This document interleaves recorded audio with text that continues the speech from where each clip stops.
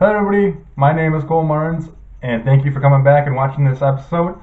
We're going to start off with week 2 of the NFL. Last week, a lot of interesting stuff happened, a lot of surprise victories in my mind, a lot of surprise players who did really well last week, a lot of surprises that didn't do so well, and some injuries to talk about, and which we'll talk about in this episode. So let's just get on to week number 2 here, and before I do that, actually, I'm going to talk about how I did last week in my predictions. I went 9-7.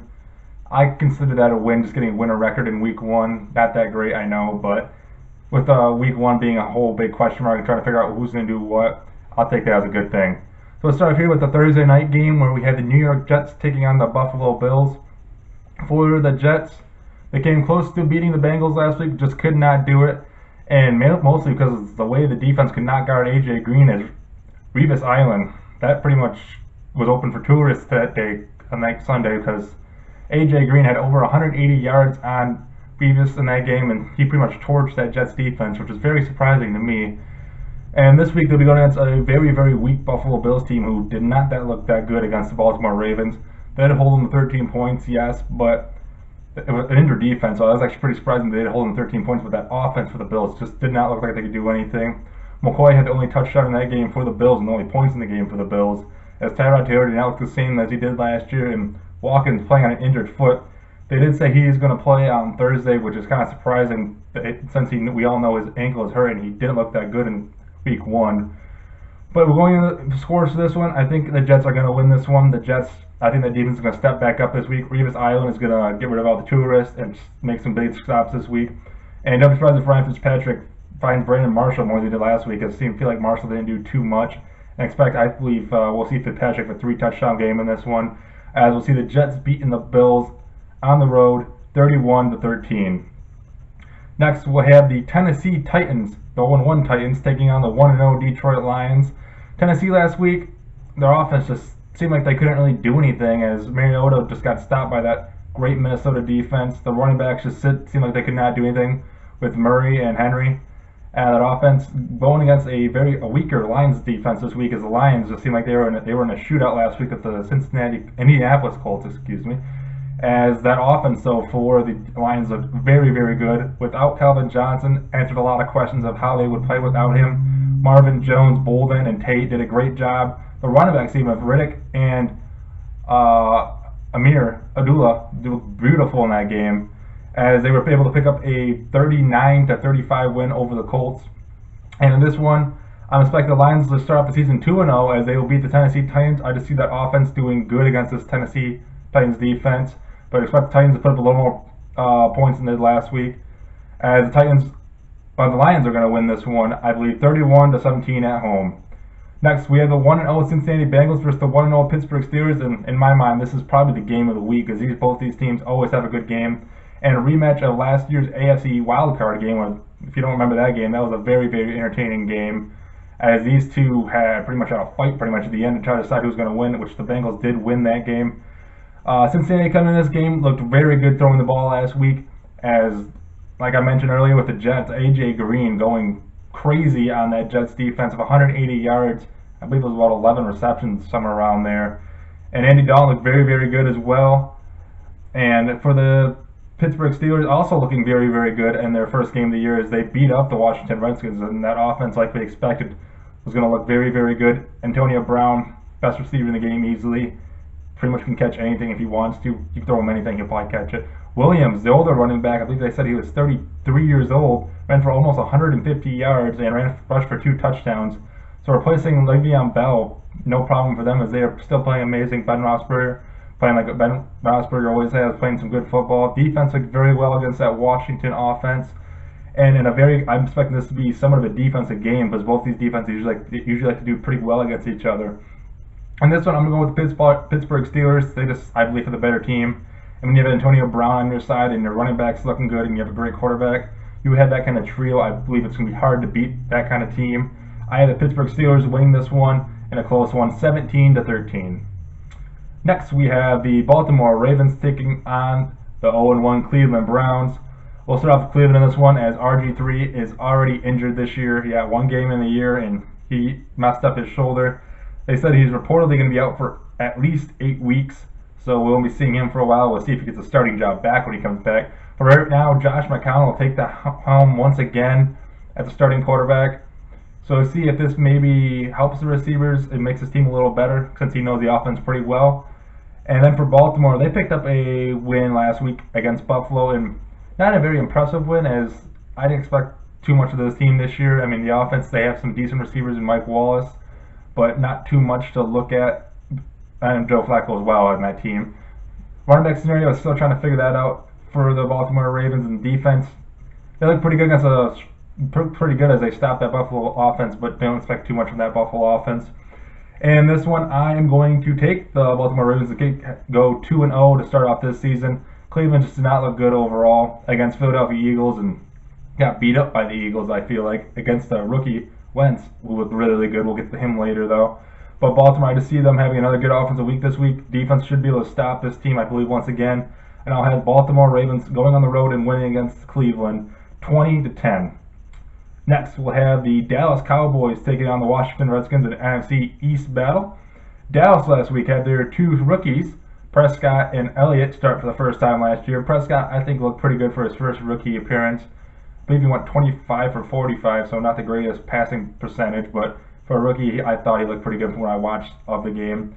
Elliott scored his first career touchdown last week. Didn't have the impressive yardage per carry. I think only had like about 3 per carry, which is honestly still pretty good. But only ran for about 70 yards in the game, so not what the Cowboys were expecting of him. He said he was even disappointed with his performance in that one to a loss against the New York Giants last week.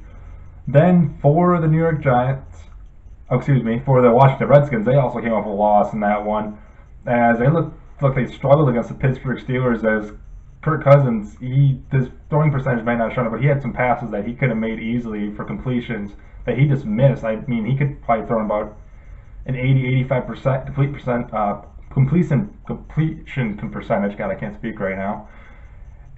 But he missed quite a few throws, and I believe that kind of cost him a couple of touchdowns in that game. So let's see if Cousins can work it up in this one and try to get that offense and get his percentage a little higher up in this game and find his targets. And this one, I'm going to go with the Washington Redskins to win this one. I thought this was a tough one to pick too. Both these teams seem like they're probably pretty much even, I would say. But I'm going to take the advantage of that weak Dallas defense with suspensions. Most of them suspended for 4 games. I'm going to take the Washington Redskins and Cousins get back to where he was kind of last year in a 21-17 win at home. Next, we have the New Orleans Saints taking on the New York Giants. The Saints had a lot of offense last week. A great game by Drew Brees, Cooks, and Snead, but the defense just didn't show up, and that's what this team's known for. They seem like they just never have a defense anymore. As like I mentioned, Brees was just playing his heart out. He threw for I believe over 400 yards once again last week, and Snead had over 150 yards, and same with Cooks, who had over 150 yards. So both players, the offensive receiving team was looking good last week, but came up with the loss to the Raiders, who won for a 2-point conversion on the final play instead of tying it, and won the game like that. So kudos to the Raiders for taking a risk, and it didn't work out for the Saints. Then for the New York Giants, the offense looked pretty good against Dallas. Eli Manning played pretty good, did set a record, so not a record, but he did set a milestone, Eli Manning. So Eli Manning, congratulations on your 200th interception. Yeah, woo. Yeah, not a good milestone to hit, but hey, I guess everybody gets to something like that at one point. Still has 2 Super Bowl rings, so yeah. And then Victor Cruz finally got in the end zone for the first time since 2004, so maybe he can be coming back in that offense finally for the first time. God knows how. Well, since 2004, I shouldn't say God knows how long. That's kind of stupid to say. But yeah, I believe this could be another close game here. This should be an offensive shootout, I think. But with the Giants having somewhat of a defense and the Saints not having a defense, and the Giants having great receivers in Cruz, Sharp, and Odell Beckham, you got to go with the Giants in this one in a shootout. As the Giants, I believe, are going to win this one at home and go to 2-0 and make the Saints go to 0-2 in a 35-24 victory for the Giants. Next, we have the very surprising last week San Francisco 49ers taking on the Carolina Panthers. San Francisco, got a lot of attention last week, and not for Kaepernick, but for the way they played, as they shut out the Los Angeles Rams 28-0 in a very impressive defense young defense that shut them down. I mean, again, they don't really have a good quarterback in Los Angeles right now. They're trying to figure that out right now, I still think. But shutting down Gurley was very impressive to me that San Francisco could do that. I think Gurley only had about 40 yards, if anything, in that game. And it's going to be hard to run him if you don't have that good of an offense. And it'll probably come down to passing plays if he's going to get anything this year. So great job by the San Francisco team to do that and shut him out and get 28 points. And that offense, I mean, the offense didn't look good for San Francisco, but they did good enough to get in the end zone and get points on the board. For the Carolina Panthers, looking to bounce back after a disappointing loss to the Denver Broncos in that game. They had a chance to win it, but a missed field goal at the end cost them and made them go to 0-1 this season. Benjamin, though, coming back from an ACL tear last year, looked great last week. I believe he had about 8 or 9 receptions for over 100 yards. So great way for him to come back. And in this one, I see the San Francisco 49ers getting beat up in this one. I mean, they may have played a horrible team last week, but they're playing the defending NFC champions in this one. I see the Panthers just pulling away with this one. Don't be surprised if Cam Newton has an amazing game in this. And a 31-6 victory I'm going to go with. And our last game of this part one, again, this is going to be 2 parts. So after this one, there should be a link on the bottom to click on for part 2. As the last one for this part 1, it'll be the 1-0 Kansas City Chiefs taking on the 1-0 Houston Texans. As Kansas City last week showed off to the comeback Kings after being down, I believe it was 21-3. They came back in the fourth quarter, scored 17 points to take a victory over the San Diego Chargers in a very impressive game by Ware, who had over 200 yards total in the game and looked very, very impressive about Jamal Charles, who, again, might not be back this week. So if he is, I'm not surprised to see Ware helping him out in the backfield. So that should be something to watch for this Kansas City team. And then for Houston, they also looked good all around last week as they took on the Chicago Bears. Osweiler looked very, very well. Fuller, the rookie playing his first career game, had a very, very good game, over 100 yards and a touchdown in that one. Hopkins actually probably had about a average game for a wide receiver, as he had, I believe, 4 catches for about 50 yards. So not too much impressed by what Hopkins is used to doing, but he has a group of good wide receivers around him, so I make sure to make things a little more spread out, it seems like, maybe in Houston. And this one, another close game to me. Couldn't choose who to win in this one, but I'm going to go with the home team, with the Houston Texans. I believe that defense is going to stand strong with J.J. Watt and company and be able to stop this Kansas City offense, who I feel like are just known for just playing the ball pretty much and just doing short passes and simple plays. So I see the Houston Texans taking down the Kansas City Chiefs at home 20-17. And that is it here for part 1. Again, there should be a link on the description to go to part 2, so please watch that. If you like this video, please like it. Also, if you have any comments about any of these games and what you think about them, please leave a comment. I would love to talk to you about any of these games. If you disagree with me, if you have anything you want to talk about any of these players, please comment below. You can also follow me on Twitter at ColeMartins57. If you want to talk more, you can talk to me on there. I usually like to tweet during the games and talk about what's going on, so if you want to feel free to follow me and talk to me during the games, I would love to do that. And again, watch part 2. It should be in the description below. And that is it for part 1 here. So thank you for watching, and you guys have a great day.